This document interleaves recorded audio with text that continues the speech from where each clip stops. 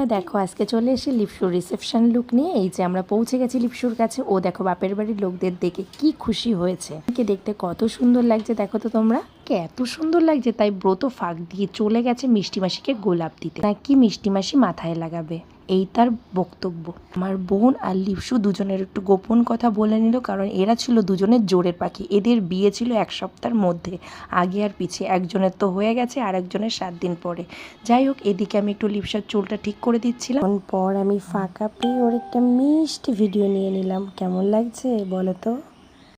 সব কিছু মিটিয়ে আমরা চলে এসেছিলাম খাওয়া দাওয়ার দিকে। এদিকে দেখো স্ন্যাক্স খেয়ে নিচ্ছিলাম, আর জামাইবাবু তো শালিকে খাইয়ে দিতেই ব্যস্ত। মিটিয়ে চলে এসেছিলাম মেন কোর্সের দিকে। বেশি একটা ভিডিও নিতে পারিনি, শুধুমাত্র পোলাও, চিংড়ি মাছ আর মাটন কষা। এসে দেখি এদিকে লিপসু খুব ব্যস্ত কার্ডে নাম লিখতে, কারণ ম্যাডামের একবার বিয়ে হলেও 2টো রিসেপশন।